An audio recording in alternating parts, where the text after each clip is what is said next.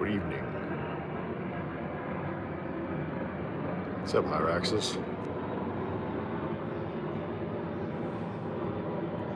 I wonder why you're not out feeding. Getting ready to go to bed? Sun's going down.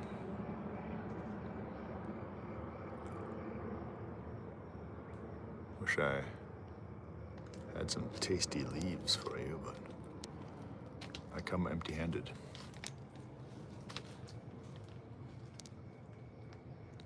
There you go.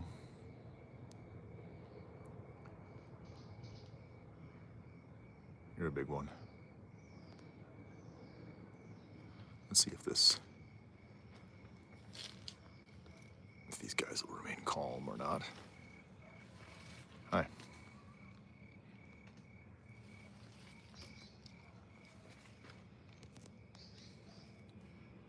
All right. Sun's going down in the Hyrax hut. The Hyrax all together and they all begin to strut. Hey, hey. Doody-doo. Be the only brave one. There was like 5 here. 5 of your cohorts. And now they're all, I can see their butts. Their butts are in there. But you're not afraid. I say that until I take one step closer. What are you looking at? Seriously, this is going to ruin the live video. I get too greedy. Guys, I get too greedy. I try to get too close and then it all backfires. It all backfires when I try to get too close. Thank you. I can't tell who sent that, but that's really nice. But I think I ruined the live cast by getting too close. They're a little more skittish in the evenings, I would say. Probably because they're been warmed up all day. Maybe one will pop out. We'll see. I'm sorry this happened. I've ruined the live cast by getting too close. Let's see if any of these guys will come out. I see you, sort of. Oh, hi. Hi, there you are. There's one brave one. Thank you very much, that's very nice. Hidden potatoes. Yeah, it's hide and seek potato time. 1 potato. We got 1. And we have an airplane coming overhead. It's that time of night. Let's see if we can get another one to come out. Come on, little Hyrax, come on. Come out of your hole. I went live on YouTube for this. Who else is here? Count time. Let's do a head count, come on. Make it so, fluff briskets. You're seriously disappointing me for not being available. I can see one just close. It's just close, it wants to come out. Yeah, some of them are on the guard still. I didn't see any sentries out right now when I went in, but it's not quite time necessarily. I think they rotate shifts and where they go. But yeah, sometimes they're guarding. I saw 12 yesterday, just hanging out here. But I'd love to get another good picture of the guys posted up on the door. It's always fun. Where are you going? Oh, Airbnbs. Yeah, the whole place is Airbnbs. In fact, my house would be one, just that I rent here 100% of the time. But yeah, you got to check it out. So if you're looking for Airbnb, do a Google search for Kitengela Glass Airbnb. Kitengela, it's Kitengela.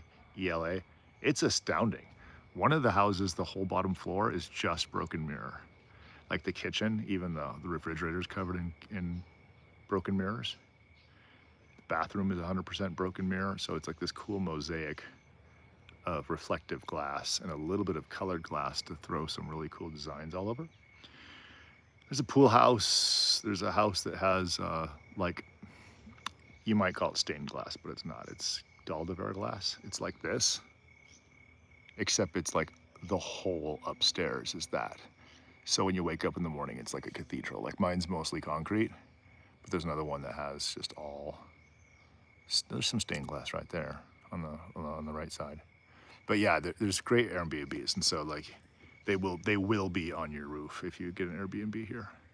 And it's not far. Like it's literally the closest one is like 70 steps from here. It's just past where you can't see.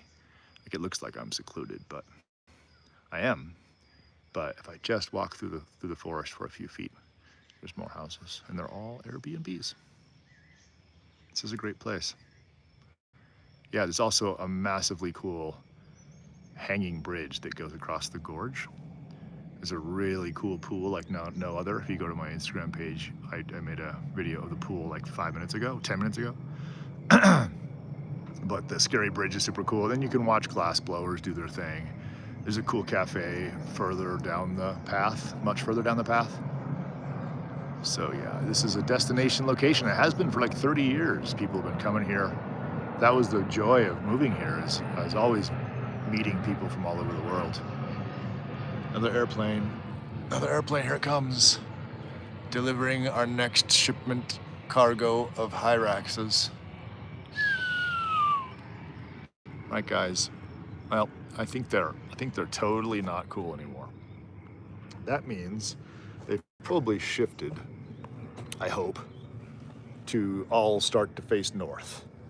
That's the thing they do. It's a little early yet, where they all sort of line up and face the same direction. Let me see if I can just walk past the toilet here. Oh my gosh. I'm getting worse and worse at walking.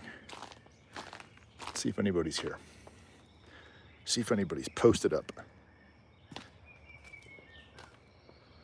Nothing yet. Let's see. Yep, there's somebody. Don't go anywhere. We're live, buddy. We're live, you little fluff brisket. There's one. Let's see what we got.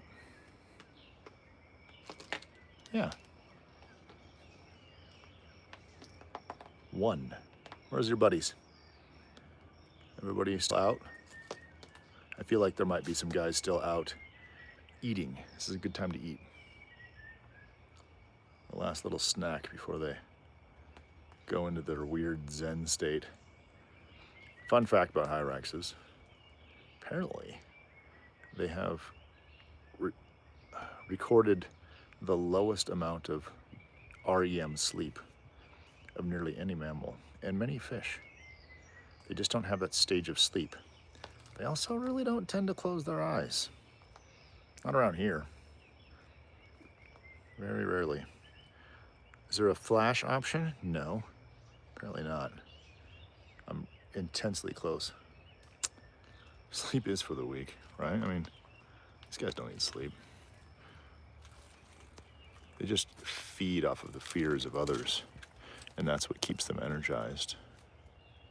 They only look docile. On the inside, they're raging so hard that it keeps them energized throughout the evening. Oh look, the baboons have screwed up the place again.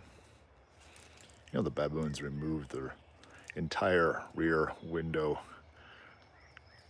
windshield wiper, or back window wiper from my car last time. So now I gotta find a complete replacement out of the blades for the entire thing.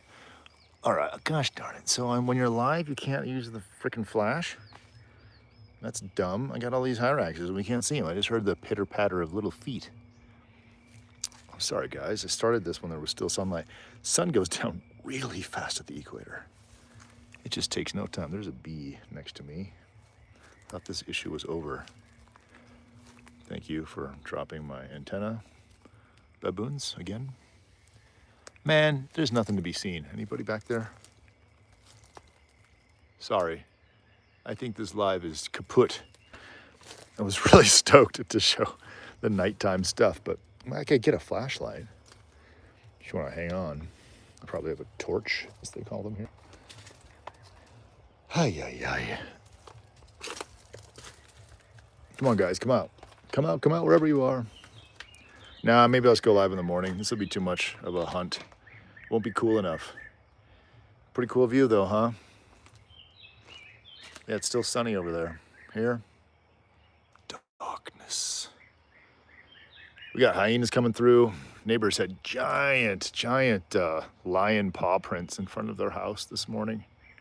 That's pretty cool. We always send each other pictures of the weird stuff we see in front of our homes when we wake up in the morning. When it's interesting, that is. So that's a cool thing about living out here. That's the national park. Well, so I'm not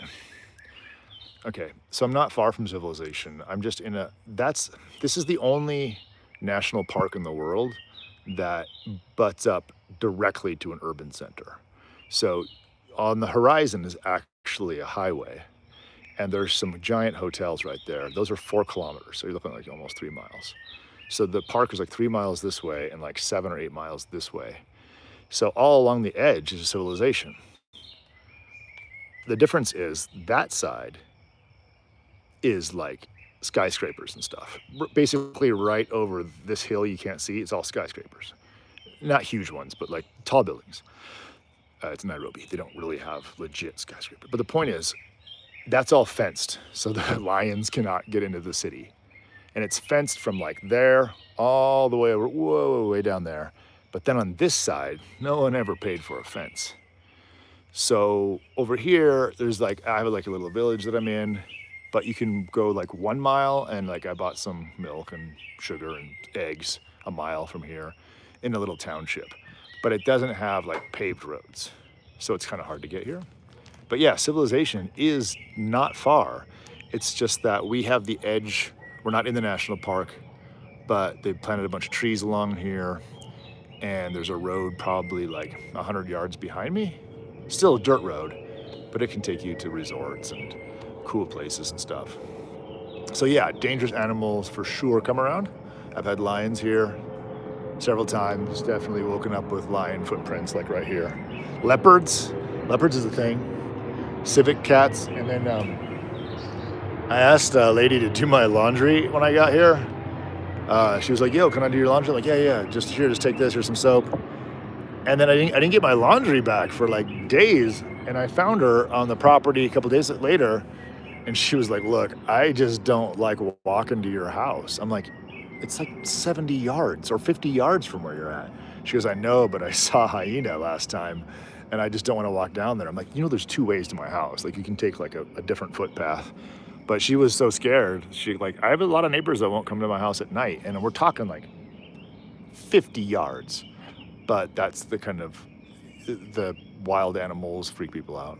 I figured out that the hyrax and the bush babies sort of make an alarm when there's going to be a dangerous animal, so I don't have to worry about it so much. But yeah, they're dangerous and scary. I mean, a guy was eaten by a lion, I don't know, like 3 years ago. He was drunk, wandering around by himself at 1 a.m. There's some speculation that maybe hyenas got him and then the lions chased him off. He was totally drunk. He's with a buddy. Is it common or even legal to carry a firearm? No, it's common for the old timers that are around, but the government had like a turn your guns in or you got to pay a whole bunch of money for permits and go through permitting process. So a lot of guys are just like, those days are kind of over. So they returned their guns and got some sort of credit or something, I don't know. So I know that there's probably not a gun on this property, just a starter pistol for sure, probably. But there might be a dude with a shotgun or something, just kind of still back in an old shed somewhere, or who knows. But it don't matter. There's just not a lot of, no, people don't carry guns. I mean, this entire property, that's called the Maasai Lodge over there. This was all, it is still mostly Maasai people. So like when you picture the dudes that jump really high with the spear and red, like tartans that kind of look Scottish, that's these people here. I'm surrounded by those guys. There's the Keane family. There's the Lessian family, and they own acres and acres out here. There's another family beyond the Lessians. I don't actually know them. I just don't know their names. But yeah, and a lot of them live in traditional houses. My particular house was built by Maasai women out of cow dung, mud, and bendy sticks. and then it's been upgraded over the years. But yeah, it contains most of its original properties with lots of extra coolness added to it. But this is Maasai land, and you know, Maasai carry a big stick. I think there's a chance that in the human and animal history of evolution or whatever, animals kind of know to stay away from a dude walking with a stick. If a guy is walking with a long stick, I think animals all know, like, oh, he's not to be messed with. Now, if a lion wants to, he will, but he's not going to choose dude with big stick unless he's starving. And so, yeah, there's just people walking around with big sticks. Knives, they have knives. That's the only tribe of people in the country that have been granted the right to carry a long knife type weapon in public, because they are known as lion hunters. I mean, up until like maybe 20 years ago, and it still happens, but probably pretty rarely as of 2025. These dudes, part of like becoming a man is like going out, getting circumcised, and killing a lion with a spear. So that's kind of where I'm at. I mean, they've been doing that for thousands of years, I'm sure. But I don't know that the neighbors that I see so much, like the 20 and 30-year-olds have done that. But I'm certain my age mates that are like close to 50 or so, they've probably been part of a circumcision ceremony where a lion may have been killed. Maybe if they're in their 60s, for sure, 70s. Those guys have seen some stuff. And so it's only one generation away, because the guys who are like 70, they still have kids, man. I mean, one of the guys over here is 20 years old, and his dad died recently, and his dad was like 93. So even though it's many years removed from that practice, it's not more than one generation removed from that practice. But I'm sure somewhere down on the border, like Tanzania or whatever, there's probably some dudes who have figured out how to thwart the Kenya Wildlife Service, pick out a lion, have a circumcision party. They do it when they're like 13 or something, and kill a lion. So what happens is they're bringing their cattle through. They're always grazing their cattle. They also have the right to graze their cattle anywhere they want in the country. So they'll go right into the city and graze their cattle. This is all stories I hear, so I can't. I mean, the cattle part's real. I see it all the time. But if there is this has happened since I've lived here, if there is a conflict between the lions and the cattle, and the lions kill a cow, the Maasai say, no, we have to get retribution, and retribution means they've killed one of ours, we'll kill one of theirs. So killing lions as reciprocation for them killing their cattle or sheep or goats still happens for sure. I missed that comment.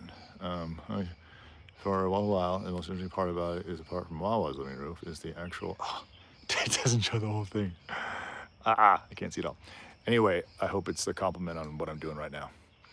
But the point is that is why we have to really watch out for animal-human conflict, because you might say, well, hey, animals can do what they want to do, and they can kill cattle if they want to, because, hey, you're on their property.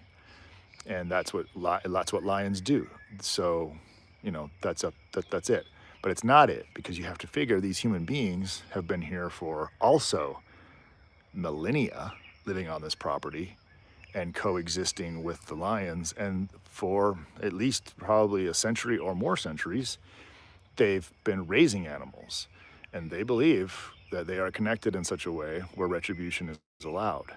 So we have to be very careful about human-animal conflict, because when a lion kills someone's cow, that someone says, hey, we're killing a lion, because that ain't right. That's our bread and butter. This is how we survive. You're not allowed to do that. And they feel a sense of like actual retribution, like you and I might feel about revenge amongst another person. They feel it about their cattle. So it's a little more complicated. So there's ways to deal with it. Right, dude, I know. It's like, yeah,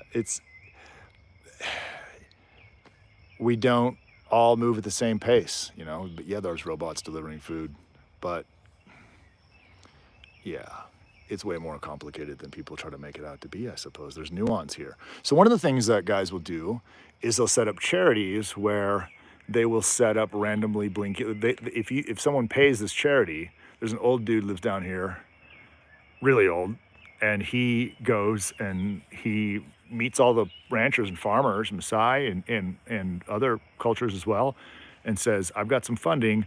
I'm going to set up solar-powered lights that blink that you can put around your cattle.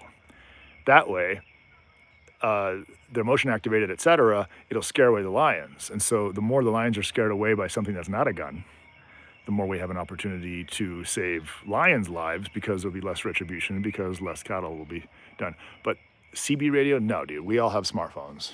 It will not be uncommon to be like way out in the middle of nowhere, and you'll see a Maasai dude in sandals guarding, his 40 sheep or goats or whatever, and he's on Facebook for sure. And he's got an account, and he's had an account for years, and he's talking with the rest of us.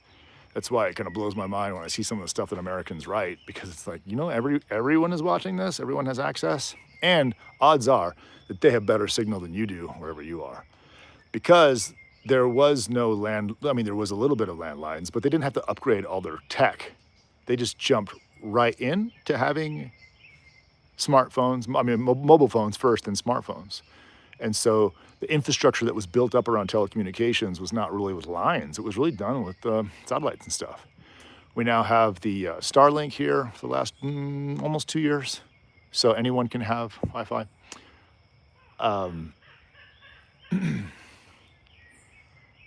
Yeah, dude, I find it so weird that there's so many like animal creators that don't talk. Like, how can you look at an animal with your smartphone and not be chattering at it the whole time? Like when I see an animal, I'm like, yo, what's up? Hey, how you doing? Hey, can I pet you? Can I touch you? Let's talk about something. Even though I know it's nonsense, I talk to animals, and I never thought of not talking to animals. But I see so many other YouTube and Instagram dudes who just like filming animals and they're silent. I'm like, what's going on? What's wrong with this person? Why aren't they? Yeah, dude, the sun goes down real fast. It sucks because that's okay. Everything about here is pretty much cool. There's only like 3 things I could complain about living in Kenya. One of them is that so close to the equator, we do not get dusk. It just goes up and it goes down, bam, and it's nighttime, and it's almost 7 o'clock right now. This is the way it is every single day. It's dark, pitch dark by 7:05. Sun starts going down at 6:35 or 6:45. You get like 15 minutes of dusk. It sucks. I really like I grew up in the Pacific Northwest, so like in summertime, man, when it was t-shirt weather, it was light outside till 10 p.m. sometimes up in Port Angeles. Here, never that opportunity. The difference is you start partying and you're like, man, it must be late. And it's like, it's 11:15. Like, really? Okay. All right, get to bed early. So there's that. But otherwise, the temperature right now, it is t-shirt weather all the time. All the time, all the time, all the time. I know, right? It's crazy. I live in Hungary and time about the same time, even though you're way over there. Yeah. I would not get high on the lack of pollution. That's not a thing. I mean, maybe it seems like it, but when you're living in a corrupt country, industries it's pretty polluted. Right here I'm standing, not too bad right now. But when the winds change, sometimes it's as if I'm sitting in the middle of an 8-lane highway because there's cement factories back there, cranking out cement, feeding in all the cartels and money launderers around the continent that are building fancy or semi-fancy apartment buildings off in the distance. Concrete just blowing out. So that sucks. But yeah, I mean, sometimes it's beautiful. I mean, you know how it is. This place is the same. Kenya's the same size as Texas. The smell at Amarillo does not describe what it feels like at Big Bend National Park. Yeah, money laundering big time. Somali pirates, political laundering. Probably used to be a lot of drug laundering money here, but I hear now that it's mostly political corruption laundering and then piracy. I think there's a huge Somali community moving out here. They're just buying up properties for twice the value with cash and buying locally so they don't break any importation laws with it goes on and on. Scams are part of life out here. Anyway, what was I saying? So now you can see Mombasa Road starting to really, if you pull up Google Maps, you can see me easy. Just look up Kitengela Glass. And was that a bat? It probably was, right? It could have been yeah. They used to live in the back room. Before I put up the chicken wire, the bats lived in that back room. It was bats and termites. And finally I was like, I need some more space. Let me clear this out. There was a messed up thing. So plugged up the hole, no more bats, no more termites. Tell me about it. There's a textile factory. Yeah, dude. Oh wow, that sounds rough, dude. Yeah, that amount of light out there is probably pretty huge. I thought the place is almost covered in pitch black. Yeah, I mean, yeah, it doesn't really ever get super dark here because the city's just right over there. It does get darker than this for sure, but this is a pretty good phone. It actually brightens things up. I think my view through the viewfinder here is better than my eyes, at least when it comes to light and dark. Yeah. But yeah, it gets pretty dark pretty quick. But yeah, so I have fiber optic. I don't actually use Starlink, but I think I'm guessing that there's some really rich guy living way down there who's like, I need fiber. And so can't get fiber to him without getting fiber to me, I suppose. So it's like, I paid $15.50 for unlimited internet for the month, but it's only 2 Mbps. So it's not like you guys. I could never play video games with it, I don't think. Any more questions? I wish I could see them longer. They sort of pop up weird on this, on horizontal. Oh, there we go. I need fiber. Yeah. Amount of light out there. Okay, now I can see more. Somebody said they saw a bat, money laundering, lack of pollution, spaces live in Hungary. Yeah, yeah. Tons of UN, sun's going down fast.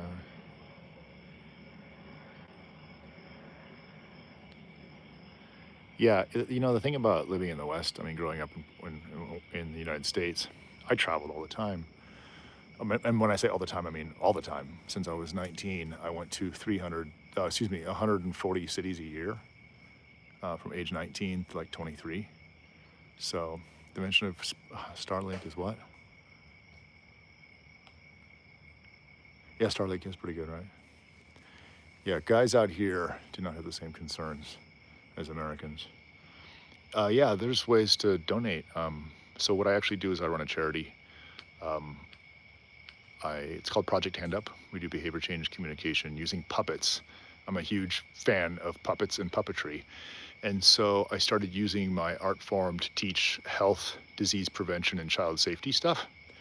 And puppets seem to work particularly well when you have to challenge some cultural things that might be difficult to talk about, or some taboos that might be hard to talk about. So I was like, oh, I could use my art form to entertain and educate. So I created Project Hand Up. It's a charity out of USA, 501c3. And you go to Patreon, look up Project Hand Up, singular Project Hand Up, and you can see our Patreon page, but also our website has stuff on it, Facebook, Instagram, all that. Now, if you want to donate to me personally, because I'm broke running a tiny charity, you can use this. There's a buy me a coffee thing. There's some sort of gift thing on YouTube. And then, yeah, I've got lots of ways to give to me. The buy me a coffee link has been pretty cool. Guys have sent me money and say thanks for letting us watch Hyrax videos. That's really nice. So there's a few ways to donate to my organization. I don't at this point ever take a salary from it. We don't make quite enough money for that, so I find other ways to make my money. Okay, this is the best question of all.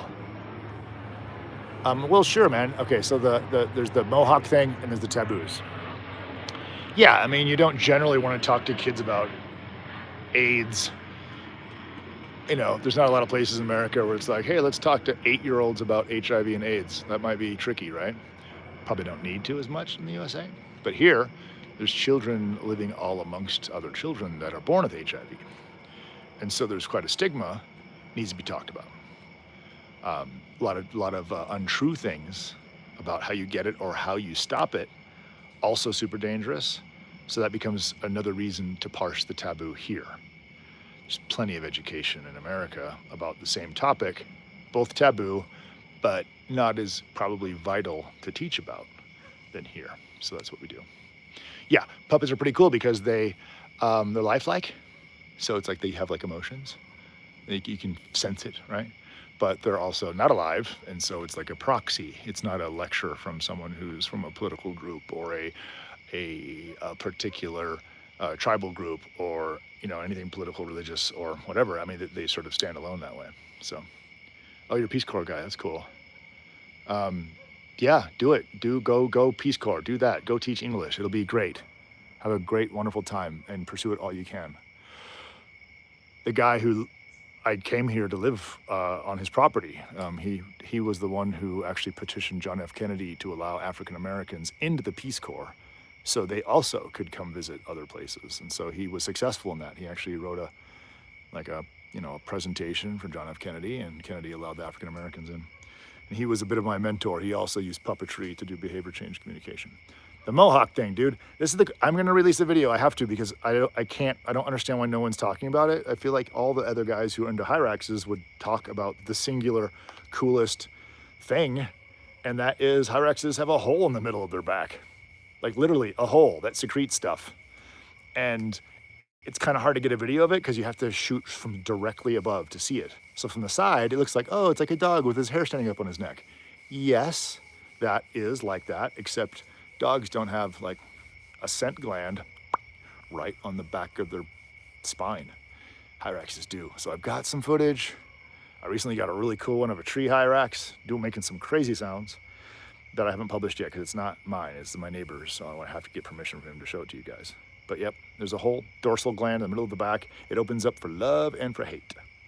So mamas open it up and the little babies jump on top of it and smear themselves on it. Looks like piling because of heat or play, but it's not. The babies and the mamas are exchanging scents because there's a hole in their back and they open it up when they love.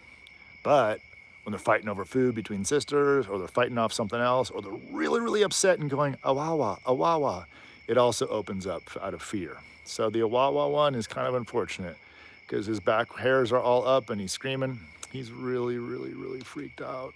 He's so scared. Anyway, visit the Hyrax. I'm in Nairobi, Kenya, East Africa, next to the Nairobi National Park. There's Hyraxes everywhere here. We got them. Oh, yeah, Hyraxes make some creepy sounds. I have been bitten. Yeah, they bite really hard. They can take out your thumb, I imagine. But it's only been a snap. Squiggy snapped at me one time. She didn't see me coming. She was really upset about something happening outside, and I came in from behind her, and she turned real fast and snapped me on the nose and put 2 vampire holes in the end of my nose. And then like a second later, she was like licking me. Like, oh, hi, it's you. I'm like, yeah, thank you. You just 2-hole punch me in the schnoz. I got a huge schnoz too. That was bad. And then I've got, hey, did you hear that? A Hyrax behind me just sneezed. That's cool. Here, let me get the flashlight. I gotta see the sneezer.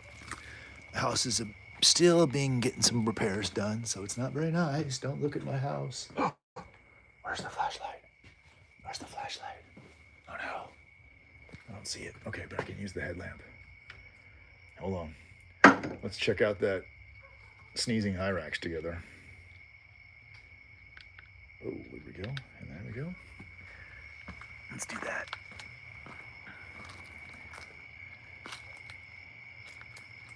Yep, hey buddy. Hey Fuzz. Hey Fuzz butt. I heard that giant sneeze. That was pretty funny. Sneezing, for some reason, always makes me laugh. It's funnier than farting. Oh well, maybe not. I don't think Hyraxes actually fart. Well, I mean, no, they do. You just don't hear it. There's no cheeks. There's no. But Squiggy farted in my face once. You look pregnant. You must be. Look at that. Look at that pudge. Their poop does not smell so horrible. It's just that there's a lot of it. And so after a while, yeah. Because it combines with the pee. Like the poop itself, almost odorless. But when you pee on it, yeah. I mean, all they do is eat leaves. So it's like rabbit poop, but if the rabbits all poop in one spot, yeah, it starts to get real stinky. But if you just leave some turds behind, you ain't gonna smell it. But if it's all piled up, for sure. So yeah, no, it's not bad. There's just a lot of it sometimes. They do not flush, as far as I can tell.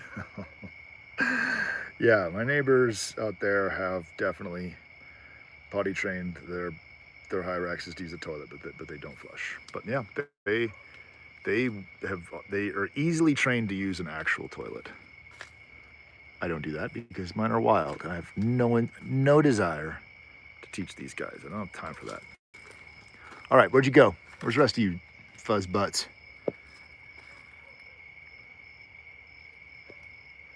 Uh-oh, oh, you said something. What'd you guys say?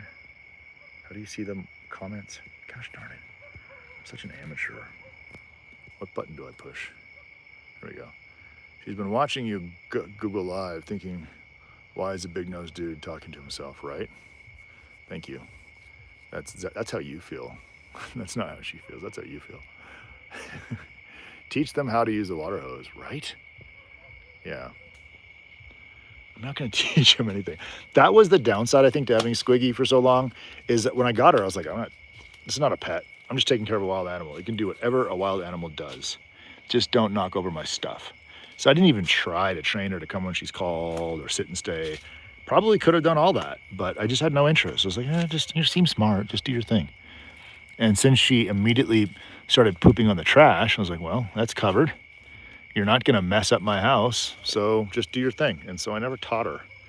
So I don't know anything about training Hyraxes, except I'm guessing it would probably be pretty easy, or they're too smart and they'd be really stubborn. Okay, here's a big batch of them. Could be that. All right, hey guys, oh, you're in a pretty tough spot. I can't really see you through here. Let me put on the headlamp, maybe that'll help. I can't do it with one hand. Doing this horizontal is way harder. Hyrax is awake at night, but they don't have reflective eyes. Yeah, so the thing is I don't know, because they don't close their eyes, right? And they have the least amount of REM sleep than any other mammal, as far as we know. And even fish, like I said mammal, but also most fish, like they just really don't have rapid eye movement. So they do some sort of meditation, I'm guessing. They all face one direction. Usually it's on the other side of the house facing north. Squiggy always faced north for like an hour and a half or 2 hours. And man, you could not hang out with her at that time. She would growl and snap at me like she hated me during her meditation time. And sometimes she's on my fridge. I'm like, I gotta get in here. But then after it was over, she's all good. Just let me meditate with my eyes open, staring north every night. And if you get close, even if it's with food, I'm gonna attack you. So I should put up some of those videos. I have videos of her going after the camera, just because I disturbed her meditation. But that's what I guess it is. I don't know, man. I'm not a phlebotomist. I don't know anything about Hyraxes, except that I'm around them. And I feel like I'm breathing heavy. All right, this is the worst. I'm bent over all the way. Great wall of formatting, like Minecraft animals, right? It's such a cool thing. I like your nose, but this sucks. I can't, I'm bent over too far. This house is, dude, yes, sleeping with eyes open is creepy. Sometimes I would just like shut Squiggy's eyes. Anyway, I gotta do other things. We've been on here for a long time, guys. Thanks for hanging out and everything. And I'll try to wake up early and get some early morning Hyrax action. This nighttime stuff is a little bit of a pain, but thanks for letting me ramble. I came here by myself and got no one to talk to, so why not do the YouTube thing? I'm gonna go edit some videos and maybe watch a movie or something. I need to relax. I've been shooting television all week. Thanks for hanging out, guys. I appreciate it. Tell a friend or don't, whatever. Like and subscribe to my channel. All right, good night. Bye, guys. I want to stop streaming. Yes, I am sure. And good night, guys. Thanks for watching. I really appreciate it. It's cool. It really makes me feel good. Yeah, it's nice. Thanks for saying all that stuff. It makes me feel good.